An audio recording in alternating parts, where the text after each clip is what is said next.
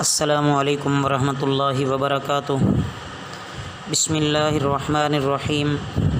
عزیز طلباء، تفسیر کے آج کے سبق میں ہم وقارون و فرعون و حامان یہاں سے شروع کر رہے ہیں۔ سبق توجہ سے سنیے گا۔ اعوذ باللہ من الشیطان الرجیم، بسم اللہ الرحمن الرحیم۔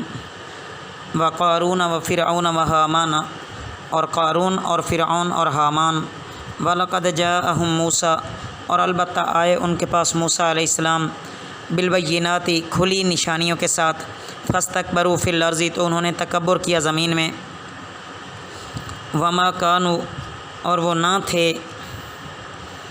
سابقین، بچ کر بھاگ نکلنے والے، فکلاً اخذنا، پس ہر ایک ہم نے پکڑا، بذنبہ، اس کے گناہ پر، فمنہم، تو ان میں سے، من ارسلنا علیہ حاصبا، جو ہم نے بھیجی اس پر پتھروں کی بارش، ومنہم، اور ان میں سے، من اخذتہ الصیحۃ، جو اس کو پکڑا چیخ نے،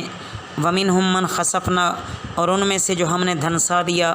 بہ الارض، اس کو زمین میں، ومنہم من اغرقنا، اور ان میں سے جو ہم نے غرق کر دیا، وما کان اللہ، اور نہیں ہے اللہ، لیظلمہم، ظلم کرتا ہے ان پر، ولیکن کانوا انفسہم یظلمون، اور لیکن وہ تھے خود اپنی جانوں پر ظلم کرتے۔ عزیز طلباء، ان آیات مبارکہ میں اللہ رب العزت نے قوم شعیب اور قوم سمود کے بعد حضرت موسیٰ علیہ السلام کا تذکرہ شروع کیا کہ حضرت موسیٰ علیہ السلام کو ہم نے واضح دلائل دے کر، اپنی نشانیاں دے کر فرعون کی طرف بھیجا، لیکن فرعون، حامان اور قارون نے سرکشی اختیار کی۔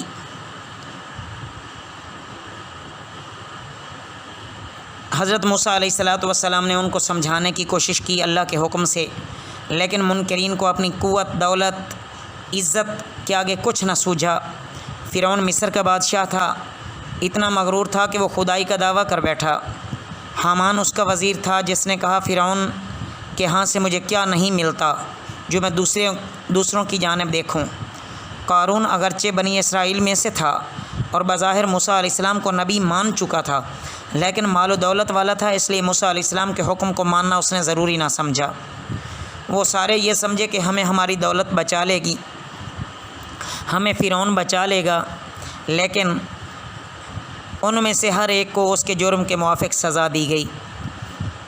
بعض پر تیز و تند ہوا کا عذاب آیا، بعض کو ہیبت ناک گرج اور کڑک نے تباہ کر دیا، بعض کو اپنے خزانوں سمیت زمین میں دھنسا دیا گیا، بعض کو پانی میں ڈبو کر اللہ نے ختم کر دیا۔ اس کے بعد عزیز طلباء، آخر میں بتایا کہ اللہ کا کام ظلم کرنا نہیں ہے، اور اللہ کی یہ شان ہی نہیں ہے کہ اللہ نا انصافی کا کام کرے، اعوذ باللہ۔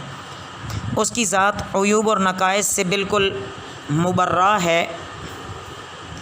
ہاں، بندے خود ہی اپنی جانوں پر ظلم کرتے ہیں اور ایسے کام کرتے ہیں جس کا نتیجہ لا محالہ ان کے حق میں برا نکلتا ہے۔ مثل الذین اتخذوا، مثال ان لوگوں کی جنہوں نے اتخذوا بنائے، من دون اللہ، اللہ کے سوا، اولیاء، مددگار، کمثل العنکبوت، مکڑی کی مانند، اتخذت بیتاً، اس نے بنایا ایک گھر، وان اوحن البیوت، اور بے شک سب سے کمزور گھروں میں، لبیت العنکبوت، گھر ہے مکڑی کا، لو کانوا یعلمون، کاش ہوتے وہ جانتے، ان اللہ، بے شک اللہ تعالی، یعلم، جانتا ہے، ما یدعون، جو وہ پکارتے ہیں، من دونہ، من شیء،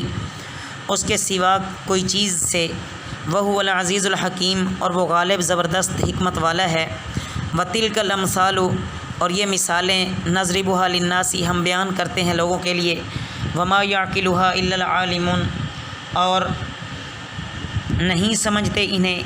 سوا جاننے والوں کے، خلق اللہ السماوات والارض بالحق، اللہ تعالیٰ نے پیدا کیا آسمان اور زمین حق کے ساتھ، ان فی ذالک بے شک اس میں لآیۃ للمؤمنین البتہ نشانی ہے ایمان والوں کے لیے۔ عزیز طلبہ، ان آیات مبارکہ میں اللہ تعالیٰ بتوں کی بے کسی واضح فرما رہے ہیں کہ بتوں کے پلے کچھ بھی نہیں ہے، اور جو ان کی عبادت کرتے ہیں وہ بھی در حقیقت بالکل خالی ہیں۔ دیکھیں کہ اللہ عجیب و غریب مثال سے واضح فرما رہے ہیں۔ اللہ فرماتے ہیں کہ کائنات کے حقیقی مالک اور فرما بردار کو چھوڑ کر بالکل بے اختیار اور خیالی معبودوں کے بھروسے پر جو توقعات اختیار کر لیتے ہیں، اس کی حقیقت بے ثباتی میں یعنی غیر مضبوط ہونے میں مکڑی کے جالے سے کچھ زیادہ نہیں ہے۔ جس طرح مکڑی کا جالا نہایت کمزور ہوتا ہے، ایک انگلی کی چوٹ بھی برداشت نہیں کر سکتا، بلکہ زور کی پھونک مارنے سے بھی اڑ جاتا ہے اور ٹوٹ پھوٹ جاتا ہے، یہی حالت مشرکوں کے معبودوں کی ہے۔ وہ اپنے پجاریوں کو کسی آفت سے نہیں بچا سکتے۔ جب مشرکین نے اعتراض کیا تھا نا کہ یہ اللہ کا کلام ہے تو اس میں مکڑی، مچھر اور مکھی جیسے حقیر اور کمزور جانوروں کی باتیں نہ ہوں، تو وہاں اللہ نے یہ بات سمجھا دی تھی کہ مثال سے غرض یہ ہوتی ہے کہ اس چیز کی حقیقت ظاہر کر دی جائے، تو جس مثال سے وہ چیز بہتر سمجھ آئے تو وہ مثال سب سے بہتر ہوتی ہے۔ عزیز طلبہ، اللہ رب العزت نے اسلام کے بارے میں فرمایا کہ اسلام کا تو یہ عقیدہ ہے کہ یہ سب کائنات، زمین آسمان کے کارخانے اللہ تعالیٰ کی مرضی اور اللہ کی قدرت سے چل رہے ہیں۔ چاہے سائنس جتنی بھی ترقی کر جائے لیکن وہ کبھی قدرت کو شکست نہیں دے سکتی، اور ایسی سوچ بھی نہیں رکھنی چاہیے کہ اللہ کے مقابلے میں کوئی آئے۔ اگر کوئی آئے گا تو نیست و نابود ہوئے اور ہو رہے ہیں، اور اگر کوئی آیا تو وہ نیست و نابود ہو جائے گا۔ الغرض اللہ تعالیٰ نے آسمانوں کو اور زمین کو مناسب طور پر مصلحت اور حکمت سے پیدا کیا ہے۔ یہ دلیل ہے کہ اللہ کے سوا کوئی بھی قادر مطلق، حکیم کامل، عالم کل اور خلاق عالم نہیں ہے۔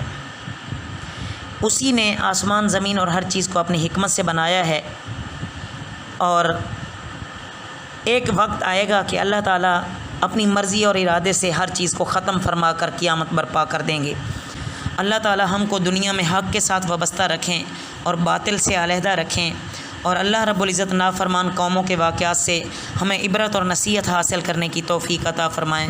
وما علینا الا البلاغ المبین۔